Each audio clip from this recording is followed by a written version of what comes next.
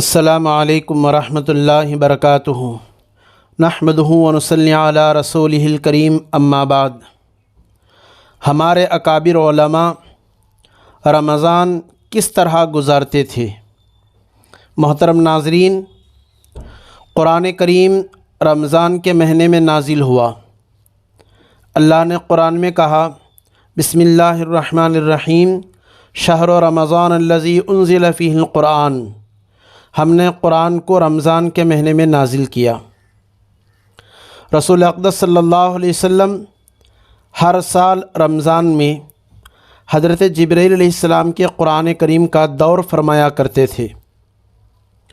رمضان کی ہر رات جبرائیل علیہ السلام کو رسول اللہ صلی اللہ علیہ وسلم قرآن سناتے تھے، اور حضرت جبرائیل علیہ السلام نبی علیہ السلام کو قرآن سناتے تھے۔ بعد میں جب تراویح با جماعت کا سلسلہ شروع ہوا تو یہ تعلق اور گہرا ہو گیا۔ الحمدللہ اب صرف رمضان کے مہینے میں جتنا قرآن پاک پڑھا جاتا ہے، شاید ہی سال بھر میں بھی اتنا نہ پڑھا جاتا ہو۔ اللہ والے، عبادت کا شوق رکھنے والے رمضان کی ان بابرکت ساعتوں میں قرآن کی تلاوت کثرت کے ساتھ کیا کرتے تھے۔ تمام اہل اللہ کا تجربہ ہے، دل کی صفائی، ایمانی کیفیات میں زیادتی، انسان میں استقامت کے صفات پیدا کرنے میں سب سے زیادہ پر اثر عمل قرآن کی تلاوت ہے۔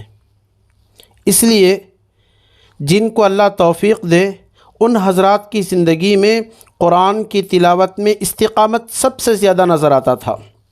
چنانچہ حضرت امام ابو حنیفہ رحمۃ اللہ علیہ رمضان میں ایک دن رات میں 2 قرآن پاک ختم فرماتے تھے۔ یہی معمول حضرت امام شافعی رحمۃ اللہ علیہ کا بھی نقل کیا گیا ہے۔ حضرت امام مالک رحمۃ اللہ علیہ اور حضرت سفیان ثوری رحمۃ اللہ علیہ کے بارے میں لکھا ہے، یہ دونوں حضرات بھی رمضان میں اپنے دیگر دینی مصروفیات کو چھوڑ کر سارا وقت قرآن کی تلاوت میں گزارتے تھے۔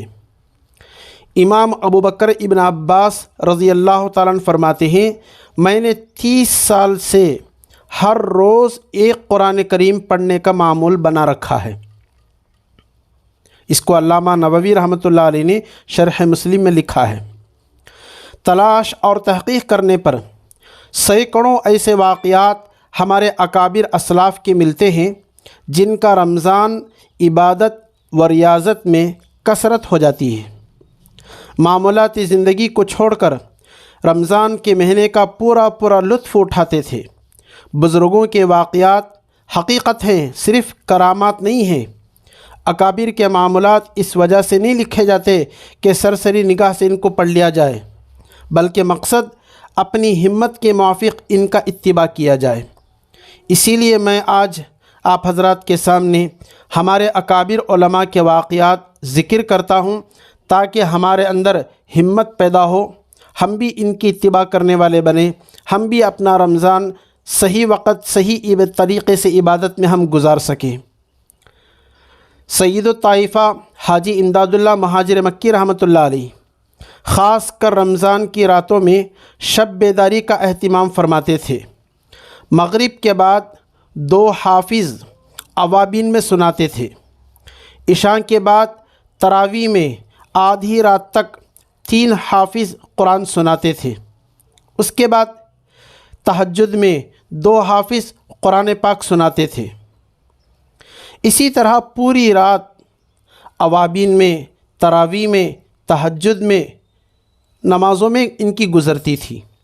حجت الاسلام حضرت مولانا قاسم نانوتوی رحمۃ اللہ علیہ نے رمضان میں سن 1277 میں سفر حجاز کے دوران روزانہ ایک پارہ یاد کر کے حفظ قرآن مکمل فرما لیا تھا۔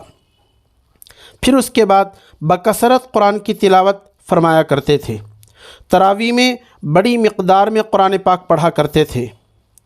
قطب عالم ربانی حضرت مولانا رشید احمد گنگوہی رحمۃ اللہ علیہ کا رمضان میں مجاہدہ اس قدر بڑھ جاتا تھا، دیکھنے والوں کو رحم آ جاتا۔ 70 سال کی عمر میں بھی عبادت کا یہ عالم تھا۔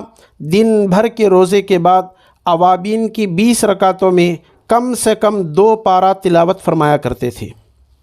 تراویح بھی نہایت اہتمام اور خشوع و خضوع کے ساتھ عطا فرماتے۔ بچے ہوئے وقت میں زبانی تلاوت جاری رہتی تھی۔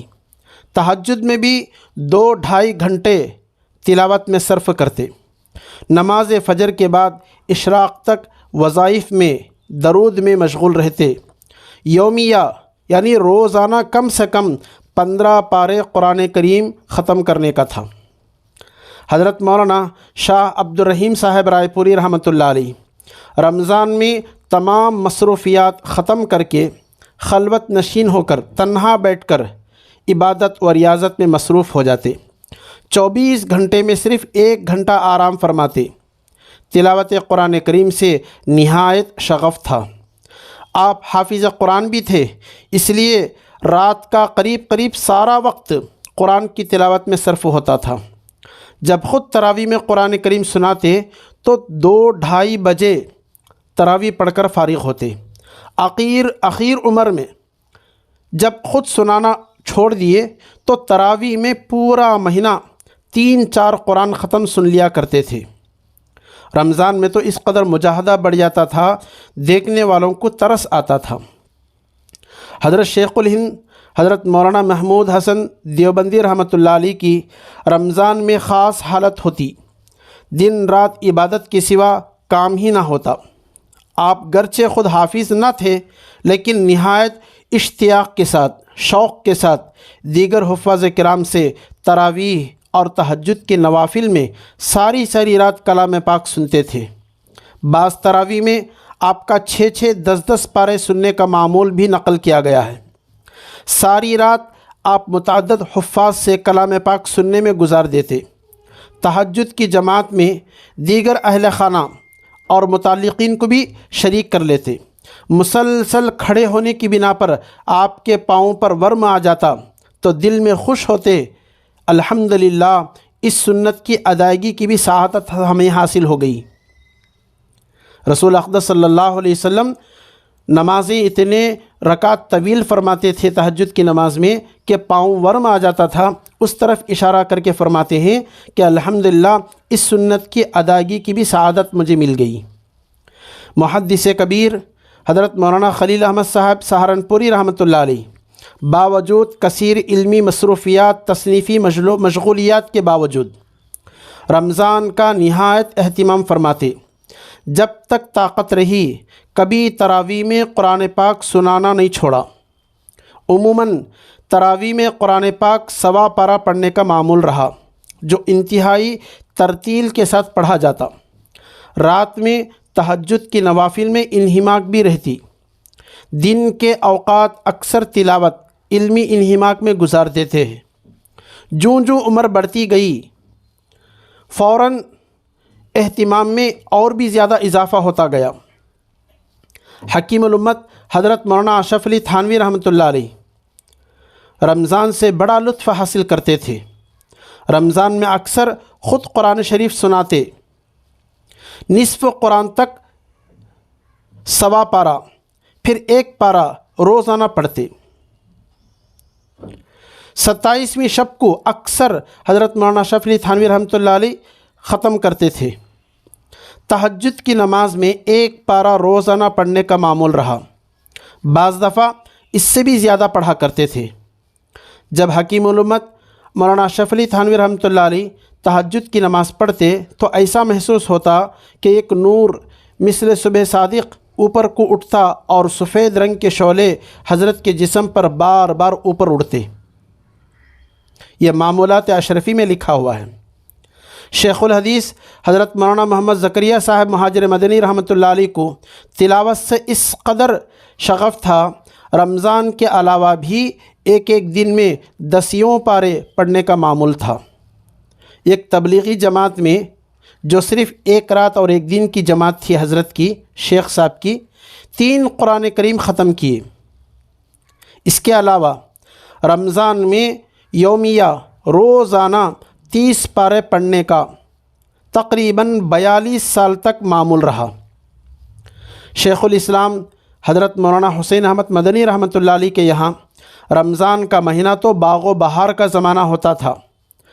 آپ اپنے تمام دینی و سیاسی اسفار موقوف فرمایا کرتے تھے، پورا مہینہ ایک جگہ قیام فرماتے اور تشنگان معرفت کو اپنے فیوض عالیہ سے پوری طرح سے مستفیض ہونے کا موقع دیا کرتے تھے۔ ملک کی تقسیم سے پہلے سلہٹ بنگلہ دیش میں قیام رمضان کا معمول رہا۔ ملک کی تقسیم کے بعد ناقدہ اور بانسکنڈی آسام میں قیام فرماتے رہے۔ دن میں زیادہ تر وقت تلاوت میں، اصلاح میں، ارشاد میں گزارتے تھے۔ عصر کے بعد قرآن کریم کا دور فرماتے، اس کے بعد افطار تک استغراق کی حالت میں رہتے۔ مغرب کے بعد 2 رکعت نفل نہایت طویل ادا فرماتے۔ تراویح کی امامت عموماً خود ہی نہایت اطمینان کے ساتھ فرماتے۔ تہجد کی باجماعت ادائیگی کا معمول بھی تھا۔ ایک قرآن پاک آپ خود پڑھتے، دوسرا مولانا جلیل صاحب مرحوم پڑھا کرتے تھے۔ ہر سورت کے شروع میں جہراً بسم اللہ پڑھنے کا بھی معمول تھا۔ بانی تبلیغ حضرت مولانا محمد الیاس صاحب کاندلوی رحمۃ اللہ علیہ رمضان میں عبادت و ریاضت تلاوت قرآن میں بہت اضافہ فرماتے تھے۔ مغرب کے بعد اوابین اتنی طویل ادا فرماتے کہ اکثر عشاء کی اذان ہو جاتی۔ حضرت مولانا محمد الیاس صاحب کاندلوی رحمۃ اللہ علیہ تراویح خود پڑھاتے تھے۔ محدث کبیر حضرت علامہ مولانا محمد یوسف بن نوری رحمۃ اللہ علیہ خود فرماتے ہیں، یہ قاری صاحب جو میرے دوست تھے، میری ملاقات کے لیے میرے پاس تشریف لاتے تھے۔ رمضان کے آخری ایام تھے، وہ بڑا نفیس قرآن پڑھتے تھے۔ میں نے کہا وقت گزارنے کے بجائے چلو نفل پڑھتے ہیں۔ چنانچہ قاری صاحب نے نفل کی نیت باندھ لی، میں نے ان کی اقتدا کی۔ بس پھر کیا پوچھنا، وہ قرآن پڑھتے چلے گئے، میں لطف اٹھاتا چلا گیا۔ وہ ایکسپریس کی گاڑی کی طرح صورتوں کے اسٹیشن پر طے کرتے چلے گئے۔ سحری سے پہلے پورا قرآن کریم 2 رکعتوں میں ختم کر ڈالے۔ یہ تھے ہمارے اکابر اسلاف کے نمونے، ان کے واقعات جو ہمیں بتاتے ہیں کہ ہم رمضان میں قرآن کی تلاوت کثرت کے ساتھ کیا کریں۔ اللہ پاک ہمیں ان کے نقش قدم پر چلنے کی توفیق عطا فرمائے۔ آمین وآخر دعوانا الحمد للہ رب العالمین۔ السلام علیکم ورحمۃ اللہ وبرکاتہ۔